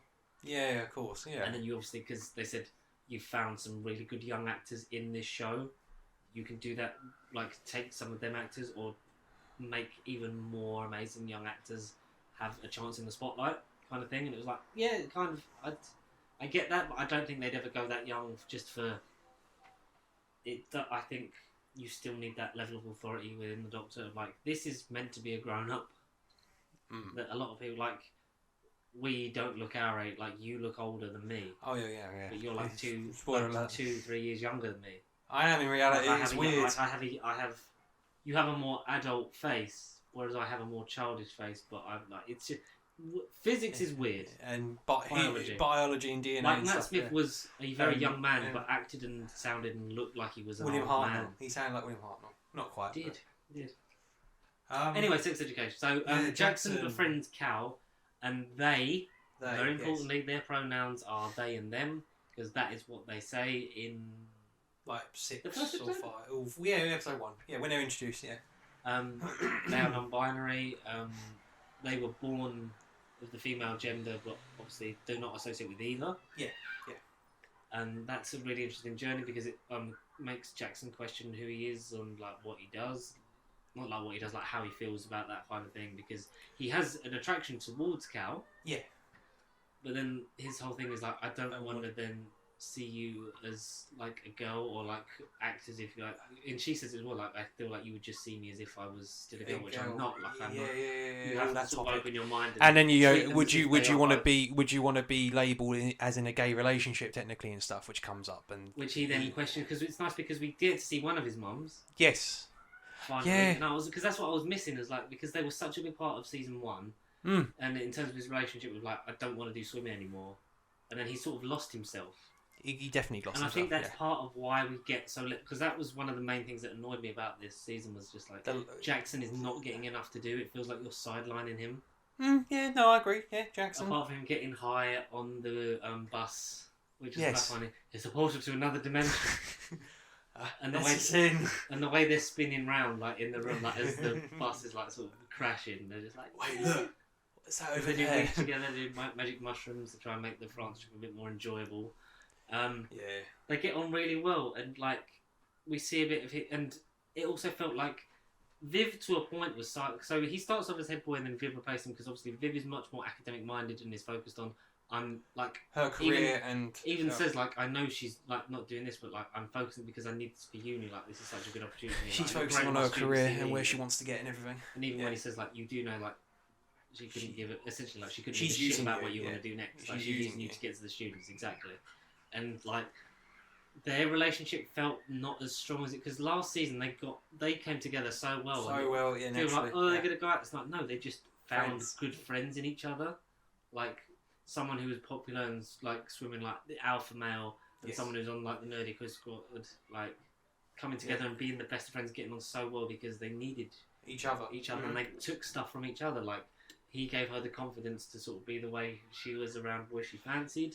To be your way around, what's her name? The one from Game of Thrones, Mr. Naked Man. Robin Aaron, I don't remember what his real name is. Yeah, in the show, because that was her arc last season. Yeah, she fancied Dex, but in the end she found out... Because he talks about Rubik's Cube, and she basically says, like, you know what, no one gives a shit. And she goes there to be there for Jackson. Exactly, yeah. When he's acting, and she's helping him with the, like, remember the rhythm. And that was such a sweet moment of season 2, and then it feels like you're trying to rip them apart by having Cal in there because they were never romantically like. There's a bit of a thing of like they look at each other like they could. Yeah. I before Cal was on the scene, I did sort of think, was that where they're going to go this season? Would it be the two friends that then realised, deep down Jackson could then admit that he liked her? Yeah. She has a boyfriend anyway, which that's a whole thing. Yeah, that was funny how that ended up. That's a weird side plot that only comes in like, in the last episode, through, and then he's there, and it's like, oh, I'm really glad she's found someone that she can be with because she's going for her own problems. But then you'll get into season 4, if it continues, and you find out, broke up or something, and then she will. Nah, I feel like I don't know because I feel like Jackson needs to be given something to do if it continues. Course, yeah. We'll get into the futures of the characters. I think he could be the one of the focus. Would you have him as the focal point for the next season? Maybe, yeah. Because that's the thing. Everyone is kind of the focal point because the balance has been unreal. But this season it felt a bit lopsided and a bit half-assed in points, and I'll get to that at the end. Obviously, Jean's still having the baby. Like Yakko comes back into the life. They try the whole dynamic again, and she ends up having the baby. That's basically all Jean does this season. But who is it, George? Who is the baby? Yes, that's who's the baby? Yeah, who is the baby? Well, yeah, but I mean, yeah, it's gonna be Yakko. It's Remy's. Nah. James Purefoy's got to come back. It's Remy's. Nah, I like Remy, and we obviously didn't get him this season, but it's like... we didn't get him this season. I feel like there's no point adding more conflict to a story that felt like it was naturally resolving anyway. True, true. Ola and Lily are still such a cute couple, and Lily goes through that thing where she almost gives up her identity. Yeah. She almost gets a bit lost in the mix. Because the school essentially gets greyed over because they're trying to implement like the uniform, like basically like control, like Raheem says, like it's never just a line, like they're trying to put us in boxes. Yeah. Because they want the school to get back on track and get away from the whole sex school brand. That's like, what made they're it known famous, for. like the press. So it ends up with it's gonna get what the fuck is that called? Like rebranded as like this the Sparks Academy or whatever. Sparkside Academy or some shit. Yeah. And like they're looking for investors and stuff. Like we mentioned, Uncle Jason from Gavin and Stacey. I don't know. It's just Jason, but like he's an uncle because obviously to Gavin and Stacey's kids they eventually have. It's just for some reason I'm just merging Uncle and Jason so together, many universes. Like I do, like they did enough on the fishing trip together. Anyway, yeah. So like that's the thing, like because she just comes across as a horrible like bitch. Hope does like the new teacher because like I'm trying to be cool, but she's obviously using Viv to spy on the kids. She's trying to like the uniform, like the facial print, no facial, no jewellery on the nose, hair has to be the whole no problem dyes. with Cal not having the right uniform, but it's because they are wearing a baggy male uniform. Because it's like, well, I don't like, we don't fit into either boy, but like, which is the nice thing with sex education class brackets that they get because they're basically teaching abstinence. Yeah, It's basically. like, oh, so is it you're saying that we just now need to get in the vagina line and the penis line because we have that anatomy? You think that's us? Yeah, of course. Yeah. And it's like that's that whole thing, and you get more of that with Maeve. Like, also, like, are the boys learning about pregnancy? Oh no, just us. Very progressive, because they obviously, and Otis as well. Like, this is just like shaming gay people, like in the video that the boys are watching and blah blah blah. And it's not teaching them anything. It's very much like the defense against the dark arts in Order of the Phoenix. Like, you're not actually learning skills or anything that's going to set you up well outside of this room. Exactly, you're just shaming that branch of the community in each class retrospectively. Yeah, it comes with another great crescendo in the school, which all the seasons seem to end with now. Yeah, they do. And it's them like, we're proud to be this, and they make, because the signs she makes them wear when she punishes Adam, Lily, and Cal. Yeah. So they make ones that are just like they're things they're not embarrassed by, about like their sexual things. Like, I'm like, I did this or whatever, and Otis's one is my mum caught me masturbating. Yeah, and stuff like that. And you don't see all of them. Like, I could go back and freeze frame, just read some of them, because some of them are quite funny and uplifting and fucking empowering. And the school eventually like, it's getting sold off because that goes on mid of the season. They're trying to, like, the student meeting with Viv, like going back to Vivian and Hope's using her to sort of spy on the kids and sort of get order in the school. And then it sort of leads to a bit of a student uprising where they realise the SRE classes aren't really educationing and progressing. They're just basically shaming whatever branch you sort of fall in on. You have to be male, female. You have to put the penis in the vagina. That's kind of what the message was. This is what it is, and this is what, this is what it's always been. Blah blah blah blah. But then they the students all band together essentially and basically fuck the pain away a little bit. To quote the song. And so the uprising, the funding gets pulled, and the season basically ends with like, Mordell's being sold off. You like, for all of you, like, you need to find alternative education by the end of the term. So where will we find them next season? Like Jackson not getting a lot to do. That was one of the things that annoyed me. I read that straight away and I thought, I thought that. Maeve, I think Maeve was short. So one of the things that happens is over the summer, Otis has been, because he sent that voicemail, had nothing back, assumed that Maeve has just moved on and just ignored his feelings. Him. Yeah. Obviously, Isaac eventually comes clean about the voicemail, which she gets mad at, but then rekindles it and then wants to try with him. Yeah, exactly. And then then she kisses him on that field trip to France in the festival. They have the moment. They have their moment. And do you know what annoys me the most? It's how Ruby was treated, because... of course, because that was such a highlight going into the season. I was thinking, damn, Ruby, like... I was not expecting that. Because it was a throwaway line in season 2. Because you see them take him to the abortion clinic, because they like... Yeah, and they were just drinking a can of Coke on the tree, and it was like, okay, that was a nice moment, probably won't lead into anything, and then voila, that's the first half of the season, and it's there. Well, first quarter, if anything, of this season. Nearly first half. It's like 3 or 4 episodes, 3.5. 2 and 3/4. Well, it only ends after the 4th episode, so half half the season. Because they've been having casual sex together since a party between season 2 and 3, where he's dressed as macaroni cheese, she's dressed early 2000s Christina Aguilera. Yeah. And they get off of each other and carry on. They only do it in the car, because that's the thing. Like, it starts with the montage of sex, and the first person you see is Otis. Yes. And you don't see who he's having, because you can see him from his position, like his head through the window. But you don't see who he's having relations with. And you're like, wait, who's Otis fucking? Because that's not Ola. Like, what's going on? It's not Maeve either. It's probably. Definitely not Maeve. No. And imagine if it just started off with Otis and Maeve. Yeah, they hadn't. Obviously, where it ended last, that would have been like, what the fuck, kind of. That would have been an because the whole thing into season 2 is like, she's gone to the shops. Like, it's like, I don't know when she'll be back, because he lies, because he says, like, I was trying to protect you.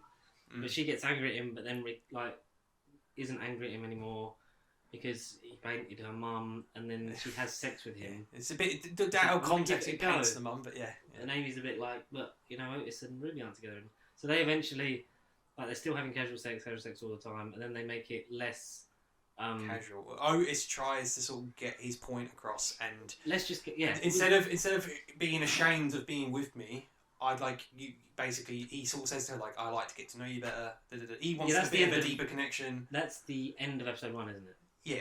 basically, or 2. Because or is it yeah. into? I don't know, because like you have that thing in the trailer when they're kissing in the trailer, which was a bit like, oh, what's that? Oh. That's in episode 1, because when everyone finds out that he's had that fling with Ruby, but they carry on the fling, but it's then more common knowledge, so they actually go to each other's houses and don't just do it in the car. Like, well, they go to his house because they don't have the really nice moment until episode 3, which I was literally just screaming at the TV.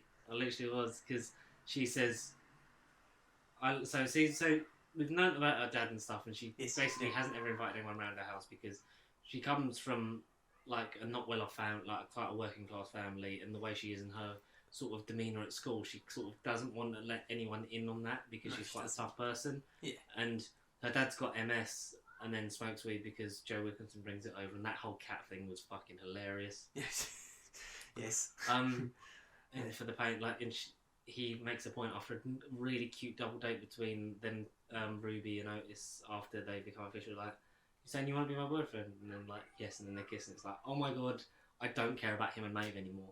Like, I was really torn because like, surely they should be together because they have feelings, but it's like, it's past that now. It should have been them two. Ruby and yeah. I think for me anyway, because I'll tell you for why after this. Yeah, I get that. We get, and then he goes back to her house, like meets her dad, and that was cool. Yeah. You get the really sweet thing where like her dad's like, obviously like being embarrassed, they're like, you know, because it's just Otis this and Otis that. Yeah, Otis this. Never waste a hobnob is my favourite line. But that's a true life saying. You don't waste a hobnob. Yeah, it's like, you know, finally get to meet the famous, so it's like you always go on about him, blah blah blah, and then it's really cute when like, you know, thanks for today, you're the best. Like, I'm going now, love you, and then it's that's nice. I honestly thought he was. I thought he wasn't going to say it. No, I didn't. Yeah. But also, it was like I didn't think he was going to do that, and then that's when you, like you said, you were screaming. That's why I was like, oh, Otis, you just say fucking it. idiot. Just say it. But then it was because I was mad at that moment. Like, it came across like it was like that he didn't love her at all. It's like no, like love's just a big word, and he'll find that in his own time. And he literally says it's like, not to say that I never will, but just like that's not where I'm at the minute right now. Like, I really like you. I really like getting to know you. You've gone through summer, but we haven't been dating that long for me to just come out and openly say that. I love you, yeah. And it's like, and that is a true thing, because like you don't like, and you're almost at the beginning sort of scared to then say that, because then it's like you sort of almost admitting your own feelings. Because I think deep down he does in some way, but not as much as totally. For her, it's someone that's come into her life and sees her for the way she really is, and treats her like. Not like, oh, it's a popular kid, like I'm gonna, like I have to get out of Ruby Matthews' way because she's so popular and so gorgeous, and like I have to, like, I'm not even worthy of being on the ground in front of her and stuff like that. Yeah. Like, it's such a genuine connection. You can tell when she says it, and like the silent tears, like that meant something, because that's the first time she said it. Yeah. My problem is... so all of it's a problem. That they then just punt that out of the way because they need to get him back with Maeve. Yeah, that's the thing. They do shoehorn it. Yeah. I would have been fine if there was a season 4, if it would have happened then. Like, have a long relationship. Sure. And then have something happen. End like that. Yeah, like, okay. Yeah. And then him be torn again, because he never really felt that way for Ola. He definitely cared more about Ruby. They're not like, sure, absolutely. And, like, you get that would have been sort of like a thing of, like, a genuine tear for him of, like, not just because before it was just like, but I have a girlfriend, like, I'm not going to do that because I'm like a respectable young man, blah, blah, blah. But it would have generally been like, I love Ruby, but you're telling me this, blah, blah, blah. It would have been such a different thing to then go on to, especially if, you know, when she comes back from America, because she gets in. Yes. And that whole thing of like, all the articles saying we're taking it at Maeve's word of it's not goodbye, it's see you soon. See you soon. Because it did feel like it could have been the last ever episode.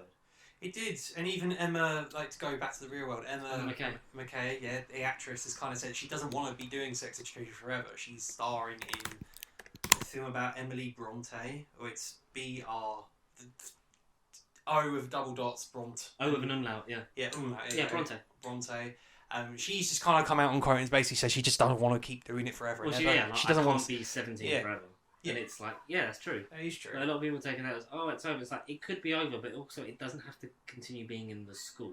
No, it doesn't. No, because the school's ending, they're in their last-ish year of A-levels anyway. Yeah. I feel like the show has the capability to become like an anthology kind of thing anyway. Yeah. It's, for me, it's a tough one. It is tough. Because the whole thing, it's like they get her out of the way, their relationship, which is quite sweet and just starting to build, and it would have been nice to see that happen for a couple more episodes. Yeah, I know, I agree. least. No, I totally agree. Yeah, have it for most of the season, yeah. And then, like, you're totally... Like, Ruby's totally justified. Have an episode where, like, Otis and Ruby... I still don't like Anwar, because for something like... Oh, no, I'd never really... Like, the actor, like, who plays him is very, very good, and, like, the sort of... The touching actual, like, fragile moments he's had, like, you know, where he... You know, he had never done anything with his boyfriend at that point, blah, blah, blah. Stuff like that. Like, when he's with his boyfriend, he's nice, but when he's in school, he's got that persona. He's such a, unlikable person. Yeah. Whereas you don't Chanel Kula. Whereas you don't get that with Olivia. No. Like, Olivia has that balance. She like, does, yeah. She only does that around Ruby, like, because she's just supporting her best friend. And you sort of get that moment more than when they hug after she's basically told Otis to get out, and she's upset because they dumped her, because she did genuinely love him. Yeah. And that's the thing that really is a shame. No, but then, We're just posing for the thumbnail already, alright? Sex education!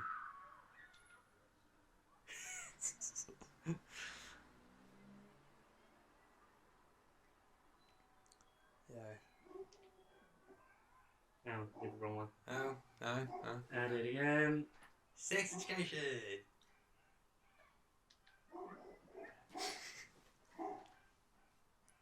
Yeah. Okay. Done that. And Jackson. Yeah, Jackson. I was gutted about their relationship and the way it ended. And like you say, he could have been come on for at least a couple more episodes. Hope being unlikable. But she's getting IVF. Yeah, that's the thing. That was the only. Apparently, that's the thing. Yeah, that's the only excuse she got, and that's when it's like I wasn't trying to defend her earlier, but that's the only thing she got. A glimpse of the Otis is like, he's going to become a therapist. Yeah, we do. Yeah. Because his place in the world is helping people. Because you don't understand the kick I get out of it, and she's like, and his mum's like, no, I do. Like, she has the baby in hemorrhages, and it's like, oh, is she gonna die? She doesn't. She's fine. No. They call. I didn't think she was going to die. I thought she would. I think it would have been brave if she did.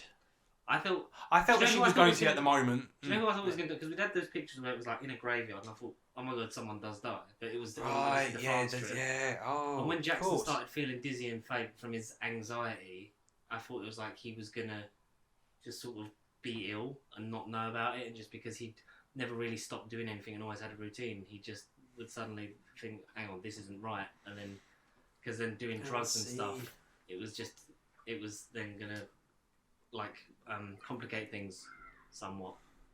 But I'm just glad none of that happened, and I was wrong. I was glad about that. I had so much fun. The thing is, it wasn't bad. It wasn't the best. Where do you think the peak of the series was for you, episode-wise? Because I liked 5. I liked 5. Well, the France trip. Yeah. Yeah, I think that was one of the best ones that the show's ever done. I think this is some of the best stuff, but I think that first half is so much better than the second half. Not like in a thing of like, this is terrible. It's literally just the getting Ruby out of the way so they can have the thing of like, even though the thing of like Isaac telling her, it's like, I'm angry at you, but now I've slept with you and I want to give it a go. And then she just bins him off because they had that kiss, and it's like all those feelings again. And then they're good together. They are good together. Naturally they are, because they get on so well. But like, his mum doesn't even know who she is or has never seen her and stuff like that. And it's like, for someone who's been so important and he's fancied since day one. True, yeah. When they brought Maeve up, and he's like, "Oh, there's a girl at school." I swear they had the conversation about Maeve, or he at least mentioned, "Like, I'm seeing a girl." Yeah, it's like, did they forget their own canon when they brought that up? Maybe they must have done. I don't know. I felt like I did. I felt like they had a brief discussion, not even by name. And her mum gives her the money to go to America because, like, making up for it and stuff, lost time, and like, you're right. I will get better. Blah blah blah. And I've done some terrible things to like you kids, like obviously alluding to the brother as well. Exactly. But like, I'm gonna fix it. Blah blah. Gets like sold some stuff, gets the money for enough for her to go on the trip because she doesn't have enough, and then like she's not gonna go. And Amy like basically says to her like, if I was gonna do that over like not go because of a boy, you would tell me like, you tell me to go. Like, I'd tell you to screw your head back on. Because she wasn't going to go because she's scared to ruin it again with Otis. And he even says like, what about us? It's like, well, we'll just see where we're at when I get back. And assumingly, like, other things will happen with other people. Of course, but they'll come back together in some way if it does continue. If this is the end, I'm not unhappy. No, I wouldn't be. If it continues, I'm not unhappy. But It's I a feel win-win, like I loosely. feel like a lot of characters were criminally underserved in service of we need to do what the fans want, which isn't always the best thing. Rick and Morty does it best in terms of like you don't get to pick and choose what we do. Just because you want it doesn't mean it happens. Just because you in your head this is how this season's going to go and how they're going to make up and get together doesn't mean that that's how it goes. Yeah, expectations and predictions are going to be different for each individual going into any project. But like you say, there's no one fan that's there's no pleasing everyone. Not one fan's going to get their perfect. And if they get their perfect ending in this season, then the show's essentially over. That's what I mean. There's no excuse is it for it to partially continue. setting it up for the future, like because they'll finish off their schooling, they'll finish off theirs in America. Maybe it will be happen abroad, or like them coming back, or it'll be them in adult lives trying to carry this on after leaving school. Like we gave a whole side plot with Eric going to his, Africa, Nigeria for his cousin's wedding. Yeah, something like that. Yeah, he found. And obviously, like it's like homosexuality is illegal there, and Adam's really worried about him. Like because he doesn't have that connection with some. Like Adam's not proud to say who he is yet. Exactly. Like he's finding that in himself, and that's such a sweet journey. And that's why he I gets like off where he ends up. Is it Oba? Oba, yeah. At the wedding.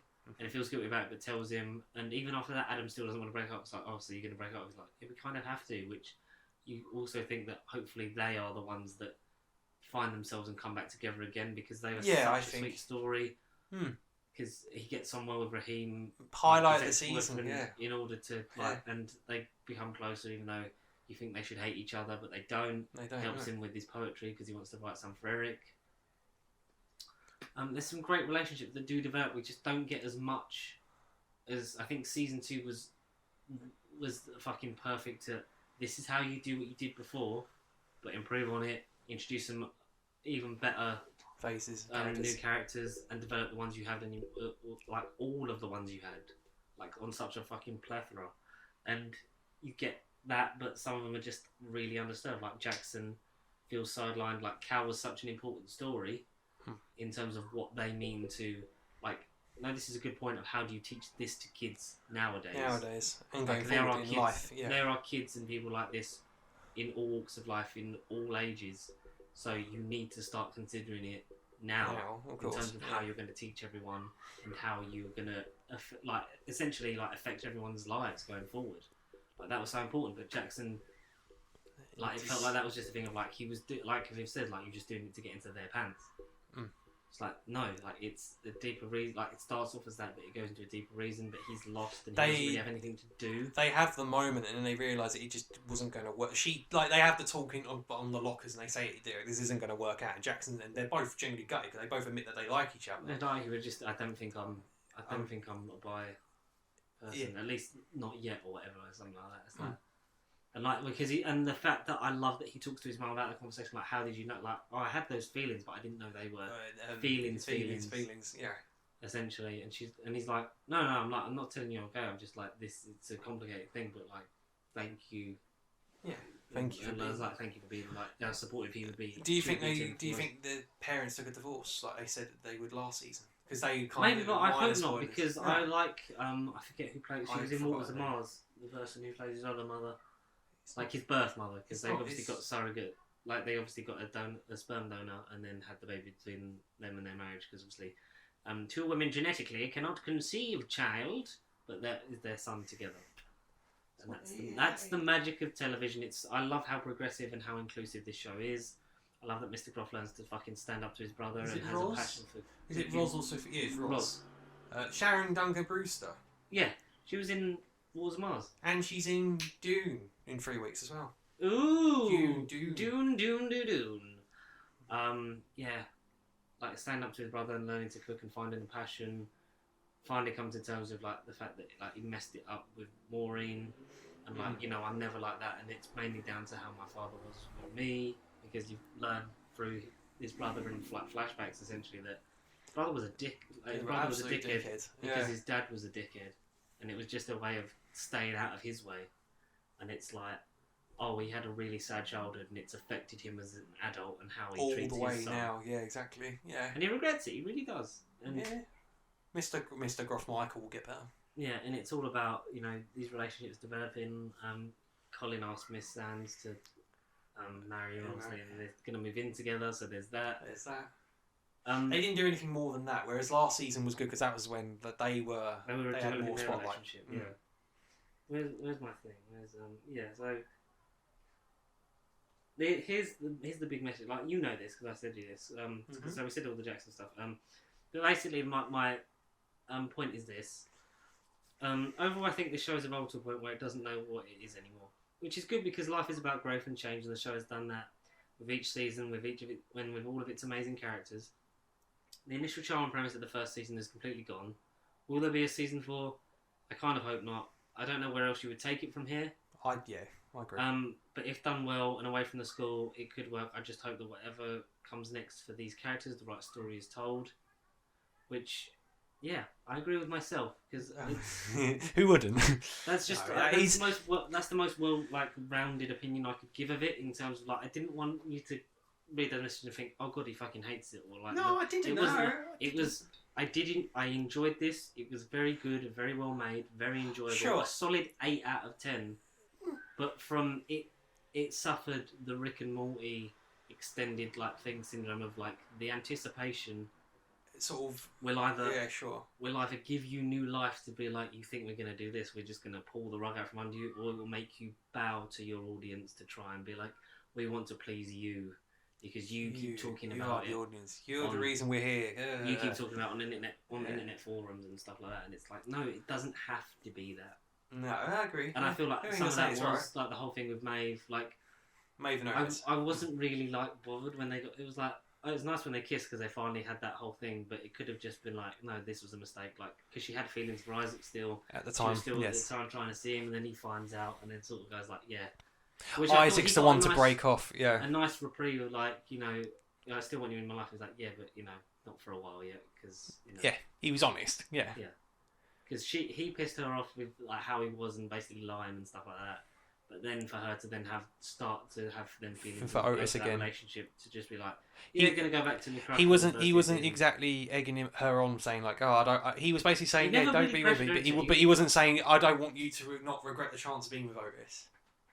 That line was kind of floated. He was if you go with me, I don't want to get in the way of not being with Otis. Yeah, I don't want you to regret not having the chance to be with Otis or something like that. Yeah, I don't want you to be with me just because of the Otis thing. Don't want to be or whatever stuff like that. And he's a great actor, like you said, and stuff like that. That just felt like he got as much as his character is a bit sometimes especially in the last season came across a bit of a dickhead and stuff like that. Pissed off. But he really evolved and stuff. And he even got short shafted. Viv did to a point. Because her relationship was sort of neutered between her and Jackson. It didn't feel like they were as close as they were in season 2. Yeah, totally. Yeah, that was... She had a good little thing with her boyfriend and stuff like that, and obviously that was concluded. Lily and Ola sort of go on a little bit of a journey, but it feels a bit half-assed. Yeah, I agree, yeah.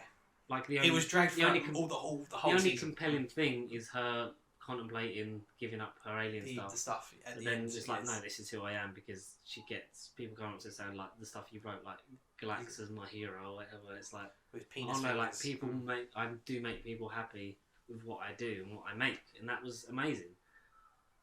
And all in all, very good, very well done. A bit iffy. Where did you feel? Its... Just lastly, what did you feel about Jadine and Jakob's relationship? Obviously, we know about the pregnancy and she's got to have the baby, and that was her character. But what did you think? Some of of Jakob? that felt a bit shoehorned in. I felt like it was just a thing of we need to get Jakob back in this because she kept driving to see him. He's oh, you will tell him, Mum. I was yes, I will. She kept driving past us.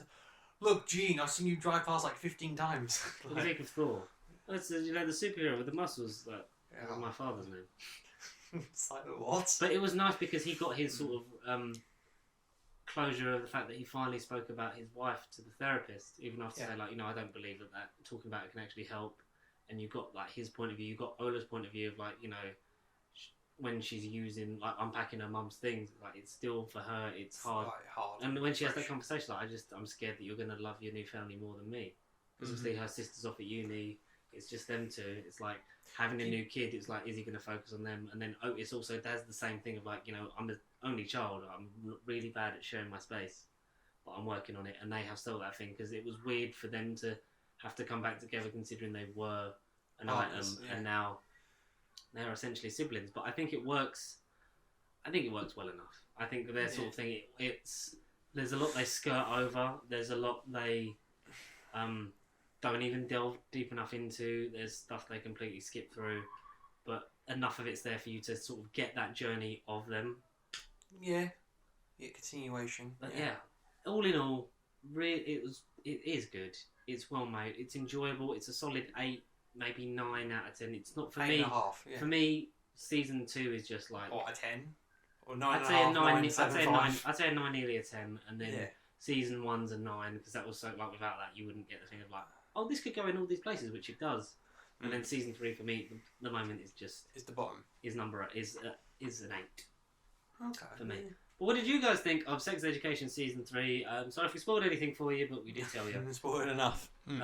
Get in contact with us because we did say that like we haven't heard anything. So if you want to talk about it, you can send your emails to nerdbiblecontact@gmail.com and contact us at Pasty Sheep across Facebook, Twitter, and Instagram across the week. And no doubtly we'll see you for another video of this and another one of Connor's. Random things of whatever I make on whatever day of the week. Exactly. But until then, thank you everyone for listening. The camera will be dealt with very soon. I didn't even notice again. It was so in the background. It's just annoying. It's just one of them things. Like we're just gonna have to deal with this at the moment. But until next time, guys. We'll see you next week. Stay pasty.